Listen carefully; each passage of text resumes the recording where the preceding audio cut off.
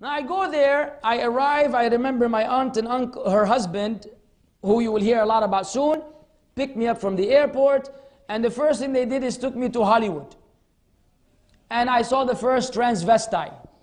I don't know if you know what that is. Okay, it's like a female, male, like or men that are women and women that are men. They're like actually men who become women, dress like women, skirt, and you know they have hair, long hair. And so someone will speak to him thinking it's a her, and then he will tell him that he's a man. Said, look, I was like, wow, you know, this is real. These are people walking down the street. And they took me to McDonald's, I think, and they got me a couple of burgers, which I didn't like. And then we went to their place. So we got a swimming pool outside and everything. I'm like, oh, this is unbelievable. I pick up the phone, start calling my friends in Lebanon. Guys, you won't believe this is crazy, man, this and that. I'm telling him everything. I run a bill of $1,000. $1,000 is 3,750 riyals, more than my aunt and uncle make combined. I'm not paying attention to what I'm doing. Of course, when the phone bill came, they went berserk. Said, what is this? I said, what? They said, how could you do this? You're this. And this was the beginning of the conflict. And I was thinking in my mind, what are these money worshippers, man? This is my aunt? All this getting mad and upset because of a bill? Because I was spoiled. I didn't realize the value of money. And that's a lesson you need to learn. Especially if you're kids. You father, man, be working harder than you can imagine to make the money, and you think it's a picnic every time you see a toy, Baba, I want this. No, Habibi. The guy works hard, he has to listen to his boss, trashing him and telling him, come this and do this and everything to make the money. So you can just ask for it in a simple manner? No. Appreciate what your parents are doing. It's not easy to make money, and then they spend it with love on you. But don't take advantage. Don't take advantage of their kindness. Know that they work hard. They must work hard to make money unless they're doing something wrong. Which hopefully nobody's like that. So anyways, the problem began. I go to school, okay? And you can imagine what the campus would be like over there. And I start mixing with the people and everything, and you know. And then here comes the tuition. The tuition was outrageous. The money, because a foreign student, was so much my dad could never even imagine to afford. So what was the advice I was given by everybody? Get married. Said, get the green card, man, and then, you know, when you become a citizen, you can go back to school, it's going to be nice and cheap, you know, you can get a student loan, blah, blah, blah. So I was like, okay, yeah, sure, no problem, we can do that. And so I go fetching for a wife. I found one. And she was a Buddhist. Meantime, I'm going to school, I'm working on campus, they allow you to work part-time to make some money, and I'm working at a gas station on the weekend. And you don't want to work in a gas station. But you know, you work in a gas station where any day, anytime someone can come up, put a gun in your head, and rob you, shoot you, and leave. You've probably seen some of these videos on YouTube. That's why they have fiberglass and thick glass for the, you know, the teller or whatever you want to call him, the clerk, because anytime they could lose their life. You're living in a land where guns speak and gangsters exist and people die all of a sudden because someone is not in a good mood. Alhamdulillah, we have some security here. I'm working in the gas station and I'm waiting, I'm going to school. Now in the school I met the wrong people. It wasn't long before we met the wrong people. So this is the lady that I'm supposed to be married to. Her brother Tony was a rapper. And he was part of a group called Scums of the Earth, who were really the scums of the earth. And so I said, this is perfect. This is perfect. That's all I've been looking for. So I'm going to become friends with him. He's Buddhist. The whole clan of rappers is Buddhist. Of course, they're from different backgrounds. White people, black people, Mexican people, from everything, from every background. So I'm with these guys, right? And now my life is, the rap thing is starting to develop. Now I have actually a platform. And I have people who have a studio at home. We have a complete studio with the turntables and the mixers and microphone in the closet for the sound quality and the whole 9 yards. People making beats all day. That was our life. I started hanging out with the guys. They have Buddhist practices. Now, in the beginning when I first met them, the lady, her mother and her brother, I was actually trying to give him da'wah. To believe in Allah. Didn't have anything, but I was trying to debate with them in the beginning, like, what are you people, this weird belief. But because I didn't have any foundation, I lost the battle and they won me over. They bribed me. Okay? And be careful of being bribed. Someone will offer you some dunya to give up your deen. I was like that. I started practicing their practices just to be harmonious with them. So we would practice what is known as chanting, where we would sit behind what they call a butsenan, and it's like a bookshelf with some signatures of their mashayikh, and we would sit like this and say, Nam Yoho Renge Kyo, Nam Yoho Renge Kyo. If they're hearing this, they're gonna laugh. Say, what in the world is Nam Yoho Renge Kyo? You ask me, I tell you, I don't know. I must have said it over 10 million times in my life, but I never knew what it meant. All I knew was, this is supposed to change your karma, because they believed in reincarnation. It will change your karma, so you do that and you're going to get yourself, when you die, come back in a better condition than now. So if you're evil, you're putting out evil in the world, they expect that you should receive evil according to the karma rule, cause and effect, cause and effect.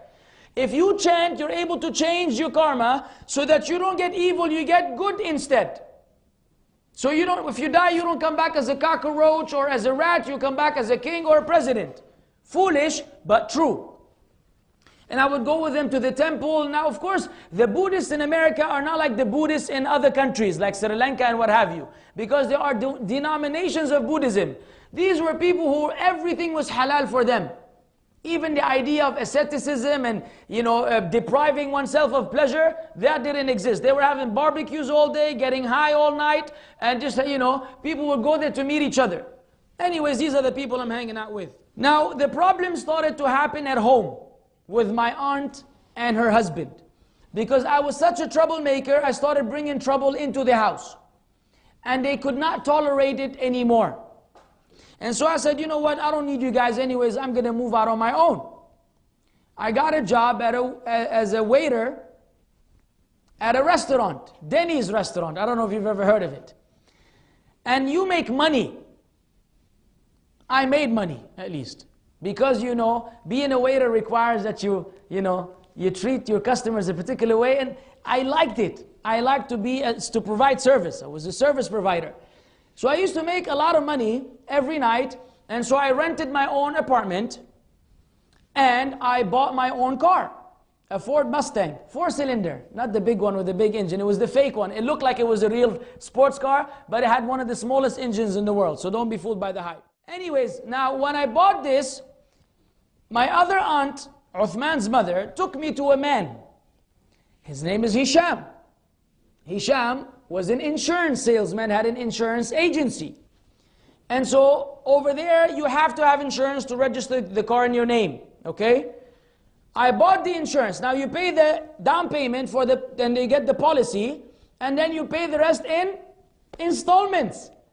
I gave him the down payment, then I escaped. I didn't like the guy from the moment I met him, so I said, you know what, this guy doesn't even deserve my money. I'm just going to give him the down payment, get the policy, and run. And I did. I wouldn't pay him. They would send me letters of notification, you're due, your payment is due. I would look at it, rip it and throw it in the trash. Yalla. Why? I know that he will not remove the insurance because of my aunt. He could, if he wants, he could deactivate the policy because I didn't pay. But for my aunt, I knew that he would let it run and I would benefit from it, so I didn't make any payments. But anyways, we started with each other on the wrong foot. From the beginning, me and this guy did not really get along very well. I thought he was this arrogant prick, So what is this guy? Thinks he's a special guy, has his office and all this, the way he talked to me. And I thought that I was the coolest person in the world. I had such intellect. What are these dumb people around me? And this is one of the tricks of the shaitan. When he makes you feel that you know what's going on and everybody else doesn't, and I'm not talking about matters of religion, but in matters of the dunya, very often everybody knows what's up and you don't. Like what happened to me. I thought I knew, now I know that I didn't know anything. I was a jahil, real jahil in the dunya. Because I was treating the people bad, thinking I'm smart. but it's going to come back to you. See, it will come back to you. Things are starting to go in all kinds of directions. Have the car, living the whole rap lifestyle. I moved to New York because that lady who became my wife, when she was accepted in the university in New York, I had to go along. And I moved to New York. Staten Island. I'm there in New York. I'm still trying to do the whole rap thing and trying to continue my crazy life. And this is when September 11 happened, which I told you I saw with my own eyes, but there was no Islam there in my life. Of course, you can go to the lecture that happened in Malaysia, the messenger and the message. I discussed the issue of what the whole event of September 11 and where I was and what happened and the news which were in the streets and whatever. Eventually, here now there's going to be the change. Okay? I'm living off this lady. I don't have a job. I'm a loser. I'm a potato, as they say. Just, all day playing game called Worms. There's this Worms game, Worms Armageddon, Worms 1, Worms 2. That was my whole life. Video games, entertainment, and, rap and everything. Nothing else of any important significance. But the situation got bad even with the lady. We started differing on major issues. You don't pay rent, you don't do anything, you need to get out of here. And so I said, okay. I was kicked out. Kicked out, went back to Los Angeles. To live with who? Her brother Tony and the 7 scums of the earth who all lived in one big apartment. They had 7 or 8 rooms. Each one had rented his own room. They paid the rent, joint rent. I moved back. I'm in the worst. You see, do I look skinny now? I was 4 times skinnier than now. Can you imagine? I was, as they say, I was clothes walking. Any minute, I will disappear. And I had a big old afro, like a broom. If ever you needed to, broom clean the thing, my hair was perfect. People used to think I'm wearing a wig. They would grab my hair and pull it and say, hey, it's my hair, man. I'm not wearing a wig. They said, it doesn't look like you would have curly hair. Whatever. Now I'm bald all the time, you don't know that. And I'm in a very bad condition. I have no fulus. No fulus whatsoever. I'm on wood. I'm on metal. I'm on the floor. I come back and the guy said, look, there's a room available for you, man, but you have to pay the rent. I said, well, let me just stay there for now and then I'll figure out the rent. And now my relationship with my parents is whacked out. Okay, my mom and dad, I don't call them, I don't waste money because it's a lot of money to speak to Lebanon from the States. International phone calls. I don't bother calling them. And they already hate me, I have problems with my aunt. I'm in a very bad condition, no money, nothing. The only person that still kind of speaks to me is my aunt, Uthman's mother. I call her up, say, listen, I came back from New York, I have no money. Nobody lends me any money. They know if they lend me money, they're not going to see it again. Okay, so my family had learned a lesson. This and that said, I'm applying at all kinds of jobs. I had already worked so many different things. I was a mechanic, cleaning, changing oil, changing brakes on cars, cleaning the floor. In restaurants, obviously you have to clean up after people. I did all kinds of jobs. Telemarketing, whatever. So I go to Albertsons, all these places, apply to be a bagger. Not a beggar. The bagger? The one who stands like right now at Danube and just puts the stuff in the bag, just so you can take it and go and give him a tip. They wouldn't hire me. I call my aunt and say, listen, I'm in deep trouble and there's no place to go. I had reached a point in my life, I hate life, I hate what's happening. I try to do the whole Hollywood thing, it didn't work out very well, and it's not really cool. She said, why don't you call Hisham? I said, Hisham? The guy who I bought insurance from. I said, no, not that guy. She said, you don't have anybody else. So I said, okay, I'll call Hisham. Call Hisham, marhaba Hisham, trying to give him some Lebanese. Remember me? Well, the situation is, I need to talk to you and everything, need a job. Said, come to the office. It's on Ventura Boulevard. I go over there. I walk in on him with my wild looking appearance. He looks at me like this, like, what happened to this guy? I said, well, look, man, I need a job and everything, and I haven't been able to find anything. And he said, okay, what can you do? I said, anything. He said, can you sell insurance on the phone? I said, oh yeah, man, telemarketing. I sold ink cartridges, I sold long distance services, whatever you want. I used it. I've done it. Yeah, I'll sell insurance. You call small businesses, offer them insurance, better deal than the one they have, no problem. He said, okay. $5 an hour. I said, $5 an hour. Alhamdulillah. I didn't say Alhamdulillah back then. Perfect. The guy hired me. I start working with him. Now, where I was living was far from the office. But he would make it a point to drop me off. And his house was right next to his office. Okay? He doesn't have to. 2 minutes he's home. He would drive me all the way to where I was living every day at the end of the shift. And then he told one of the secretaries to pick me up one day would come to work. So he arranged my pick up and drop off. I'm like, wow, this is nice. He gave me some money up front. He said, we'll deduct it from your salary as you go along, but you need to keep some money with you so you can pay the rent and take care of yourself. I said, hey, fantastic, man. I'm working. Things are starting to get better. I have some money in my pocket. I feel some form of security. So then, what happened was, when he would pray, I started feeling ashamed of myself, in one sense. But the truth is, I was like, this guy is a nice guy. And if I pray with him, he will love me more. And he will help me more. So let me pray. No wudu, nothing. In fact, I don't know when to say Subhana Rabbi al-Azim or Subhana Rabbi al-A'la. Wallahi, I remember the first time I said, in ruku', what do I say? Is it Subhana Rabbi al-Azim, Subhana Rabbi al-A'la? I couldn't remember and I'm too ashamed to ask. Can I ask someone? He prays, I stand with him and I move along with him. Nifaqan, hypocrisy. Because I'm trying to be on good terms with the boss. The boss is being nice. When he saw me pray with him, he said, well, come to Jumu'ah. Because before he would go to Jumu'ah, leave me behind at work. Friday is not a holiday there. So when he saw me praying with him, he started bringing me to Jumu'ah. So I went to the masjid, the one I've been running away from for years. And of course, during Jumu'ah, the khatib is there on the minbar screaming his lungs out and telling you this and fear Allah and Yawm al-Qiyamah and Jannah and Jahannam. I was like, whoa. Whoa, man, slow down. What is this? And so it started to hit me. I'm going to hell. I knew I was going to hell all along, but I was running away from it. I don't want to think about it. But now it's being put in your face. I started saying to myself, if I die now, I know I'm going to hell. No doubt about it in my mind. I have nothing. So he said, this is not good. Jumu'ah after Jumu'ah, I don't have enough iman to pray for Allah.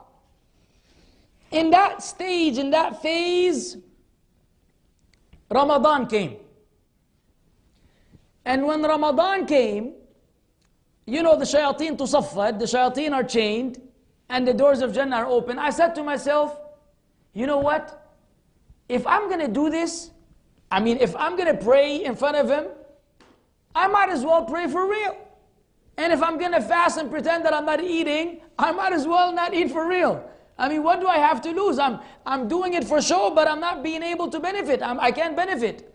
I said, you know what? I put the niyyah, I'm going to actually pray for Allah and fast for Allah this Ramadan.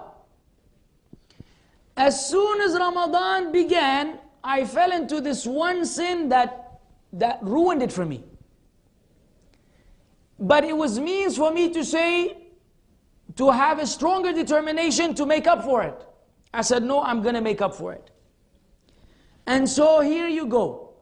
I'm fasting for the first time, legitimately for Allah, and I'm praying for Allah. When Maghrib time would come, we would drive from where we were on Ventura Boulevard to a place called Anaheim. Those who are listening from there, they know what I'm talking about. There are Masjid al-Rahman and I don't know how many major masajid, big masajid in Anaheim. It's known for being a Muslim populated area in California. So we drive out there. He has a Jaguar. He's a fancy guy, got money and everything. We're driving over there and we're talking on the way and whatever. We go to the actual masjid. We have iftar together. I would usually break my fast on a cigarette. Okay? Everybody will be eating, tamar and sambusa. I'm puffing on a cigarette because I'm dying all day. I didn't smoke. And if you smoke, man, you know that stuff is bad. That stuff is bad. And so, young shabab, never ever try that thing, man. Don't let the shaitan tell you, just try it so you can hate it more. No, you will not. It's a trick from the shaitan. Leave cigarettes alone and leave smokers. Don't be a second-hand smoker by hanging out smokers either. These people, they're bad. Ta'ban. Leave them alone. Leave them alone. See someone smoking, stop them. So, we pray Taraweeh. And you can imagine Taraweeh. I mean, at the end, if you have some heart, if you have something, you're going to be ashamed of yourself. And I'm listening to this Qur'an and things are starting to register, and it's like I'm really reaching the point of internalizing the fact that I need to change my life, because what I thought was success, what I thought was actually fun and happiness, wallahi brought nothing but misery. And you will not know the ayah in the book of Allah. وَمَنْ أَعْرَضَ عَنْ ذِكْرِي فَإِنَّ لَهُ مَعِيشَةً ضَنكًا وَنَحْشُرُهُ يَوْمَ الْقِيَامَةِ أَعْمَى. وَمَنْ أَعْرَضَ عَنْ ذِكْرِي فَإِنَّ لَهُ مَعِيشَةً ضَنكًا unless someone tells you, don't try it. Wallahi danka. Yani you say how? On the outside, you got the clothes, you got the thing, everything looks cool. How in the world are you suffering? Don't ask how. Allahu a'lam. Innama, the promise of Allah. When you go home and you're sitting in the bathtub, I wanted to kill myself. Outwardly, people think everything is fun. Inwardly, you're dying. That's why many of the rappers left the music industry alone and came back to Allah. Because they know what I'm talking about. I know what they're talking about. You don't need to know that, because you may go there and never come back. So, I'm starting to realize what's going on.